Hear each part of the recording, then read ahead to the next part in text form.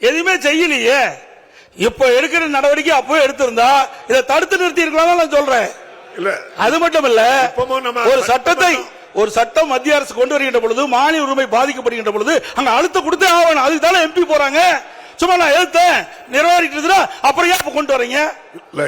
என்ன பிரயோஜனம்? முதலமைச்சர் பேரவைத் தலைவர்களே, அரசுடைய அலட்சியத்தால் இன்றைக்கு அவன் பகுதி மக்கள் பாதிக்கப்படுறாங்க. அதைத்தான் நான் சொல்றேன். அவை முன்னவர் மாண்புமிகு எதிர்க்கட்சியை கொண்டு சொல்லுகிறேன். இது மாதிரி எதிர்த்தோம்.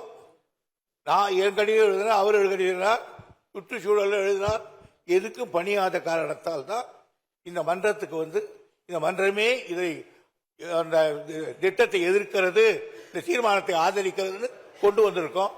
நீங்க இப்போ என்ன சொல்றீங்க? இந்த திட்டம் நமக்கு தேவையில்லாத ஒண்ணு தானே, சுரங்கம் வரக்கூடாது இல்லையா அப்படின்னா தீர்மானத்தை ஆதரிங்க. இல்ல சுரங்கத்தை வேதாந்தா பக்கமோ நீங்களும் சேர்ந்துக்கிட்டா ஆதரிச்சுப்போங்க. மாண்புமிகு எதிர்க்கட்சி தலைவர் அவர்கள். மாண்புமிகு பேரவைத் தலைவர்களே, இதுவரை அலட்சியமா இருந்துவிட்டு இப்படி பதில் சொல்வது சரியல்ல.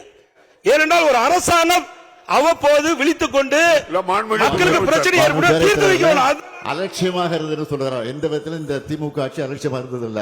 பொது மக்களுடைய பிரச்சனை பொறுத்தவரை நாங்கள் இது வரைக்கும் அலட்சியமா இருந்தது கிடையாது. அலட்சியமா இருந்தங்கிற அவை குறிப்பிலிருந்து நீக்கிறேன்.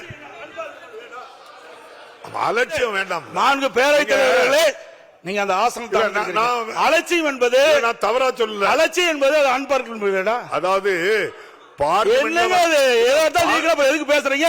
எதுக்கு தீர்மானங்களை எல்லாம் பேச விட்டுட்டு எதிர்கட்சி என்ற பிரதான எதிர்கட்சி என்ற முறையில் அரசு சரியான முறையில் நடவடிக்கை எடுத்திருந்தா ஆரம்ப காலகட்டத்தில் தடுத்திருக்கலாம் சொல்றேன். அதுதான் இத்தனை வரைக்கும் பேசிட்டு இருக்கிறேன். வேற என்னத்தை நாங்க சொல்றோம்?